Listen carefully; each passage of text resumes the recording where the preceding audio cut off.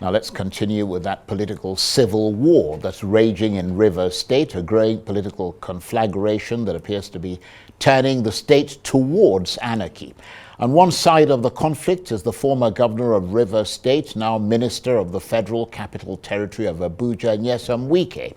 It seems to be his style, displayed during his battle with his PDP party during the presidential campaign, never to back down from a fight, always to be a force for confrontation.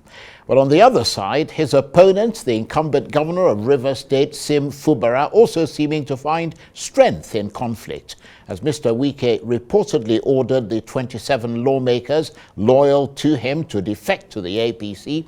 Governor Fubara hit back with the Speaker of the Rivers State House of Assembly declaring the seats of the 27 defectors vacant.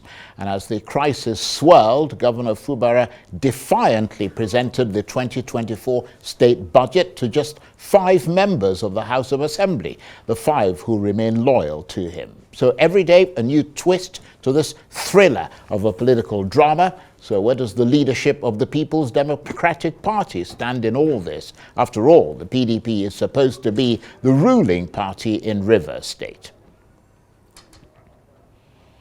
Well, for more on this, I'm joined now in the studio by the lawyer and National Publicity Secretary of the People's Democratic Party, or PDP, Debo Ologunagba. Great to see you again. Nice to be here, Thank you for coming in. So you've got 27 lawmakers in Rivers State carpet crossing or defecting from the PDP and saying they now belong to the APC. What's your reaction to that? Yeah, thank you very much, Charles, for having me. And good evening, Nigeria. This, like you said, is becoming like a circus. But I need to make a correction. They're no longer 27, they're 25. Two had Yes, I understand the 2 pulled out. They have to pull out because they recognize the futility of this venture. And this is a venture that I have christened what I call is a journey of regret, like a voyage of regret and political miscalculation. You mean for those defectors? Absolutely. Right. And so that's why you see them coming back. Well, you've seen 2 come back. Yeah, because they know that. Yeah, but then you've still got 25 who haven't come back. I know, because when you get into a gate that is automatic, that is shutting at you, if you don't get away from the door will shut down. So right now, what has happened is that the seats of those that defected are vacant.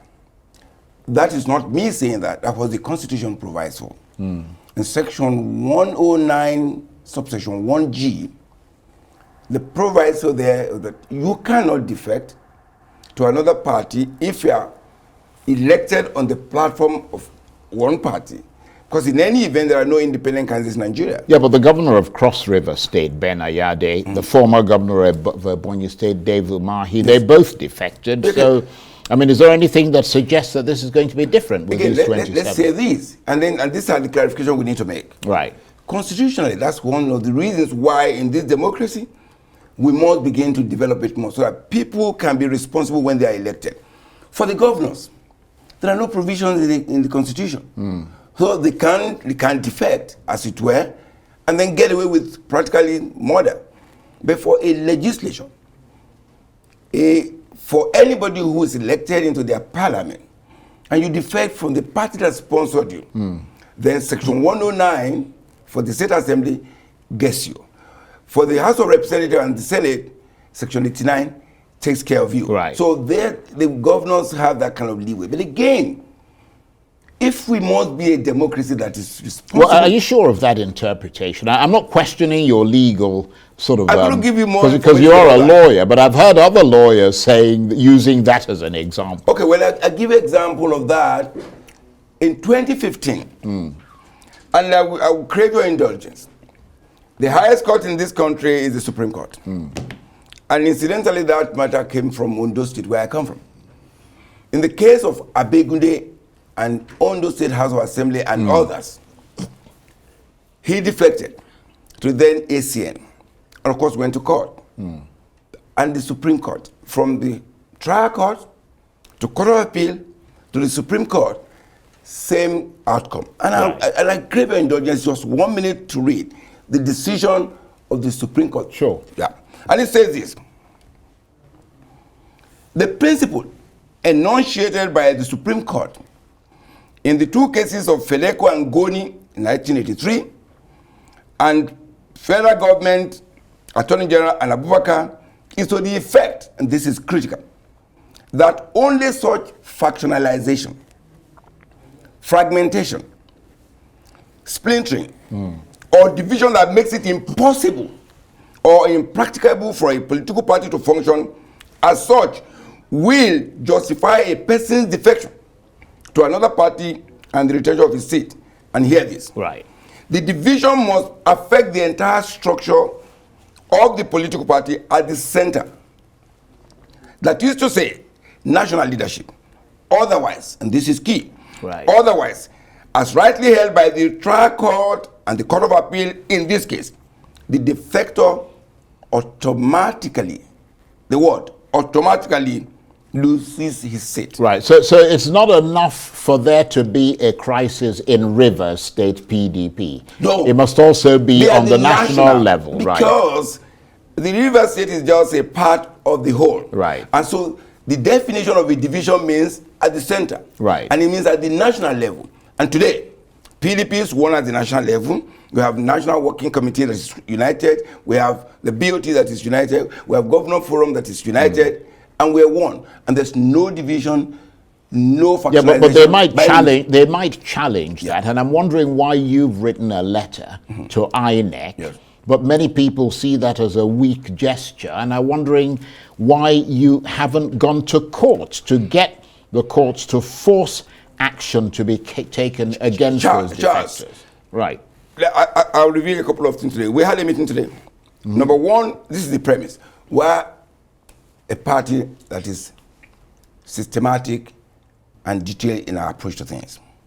When this happened, we immediately released a statement, of course, which you have. Yeah, which we saw. In which we detail all the steps. Yeah.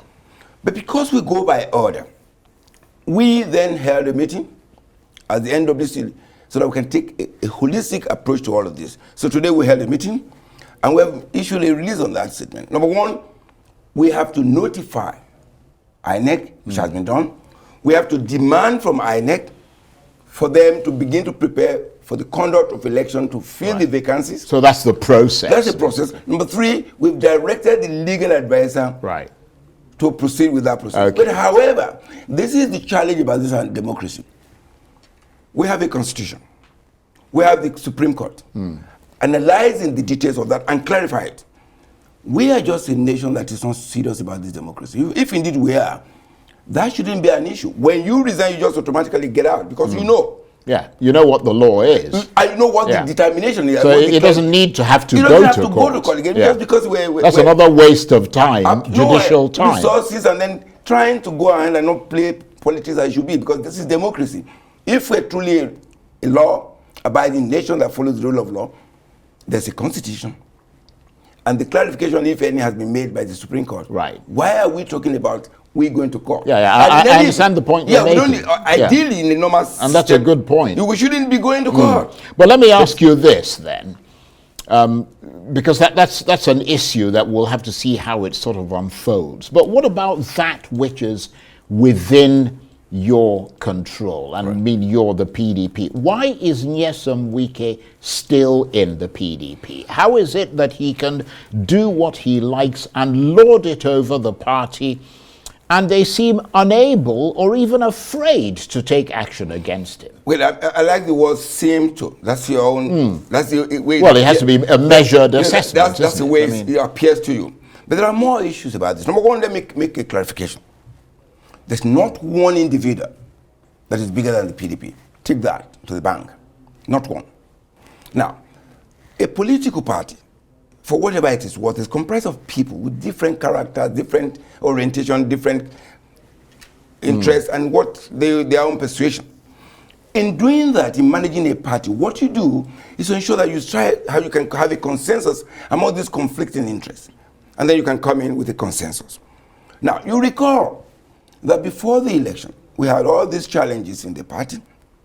orchestrated by him. Well, orchestrated by several factors. Ostensibly orchestrated. Ostensibly by several factors. Because he was very vocal and very public about what he was doing. Exactly. But you see, when you do that, there might be an undue advantage when say, look, he did that. There were so many other undercurrents that, yes, maybe we'll have the conversation at some time in the future to have a total view of what happened. But I can tell you this. Let's have the kind of call a choreograph of that what happened. Number one, after the elections, then we got to the level of the tribunal. And as managers of the party, what we have, what the NWC have a duty to do, is to ensure that you stabilize the party. Even though you may be hurting because of something that happened.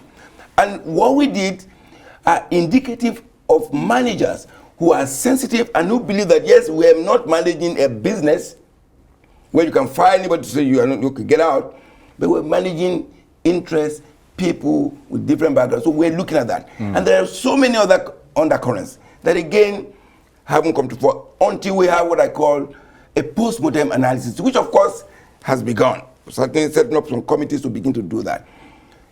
Remember that I always emphasize that we believe in the rule of law, we respect court judgments, and we try as much as possible, practically, to obey orders.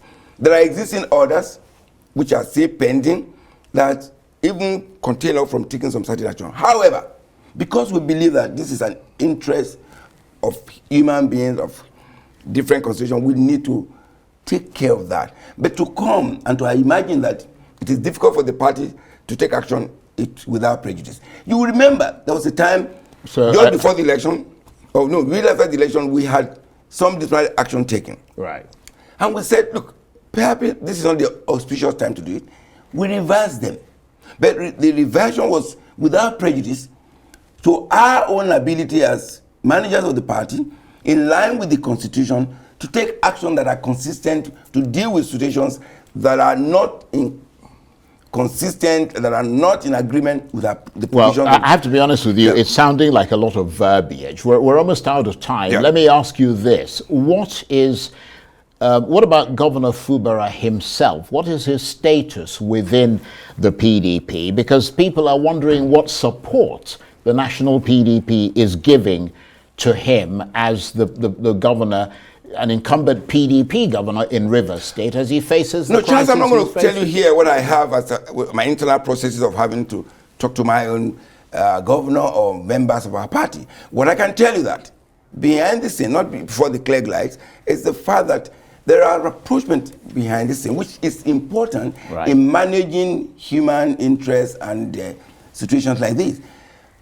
Governor Fubara is a member of the party. When you ask me about his status, membership of the party is voluntary, and you do that from your ward level, and then that's it. So it is not for me to say what is his status. He's a member of the party, hasn't said anything. But beyond all of this, I think what's important is about the interests and the people of Rivers State. Beyond what we do at the national level, I think the gladiators in Rivers State must recognize that the people have voted for good governance, not for crisis, not for chaos. And I think that should be an overriding principle.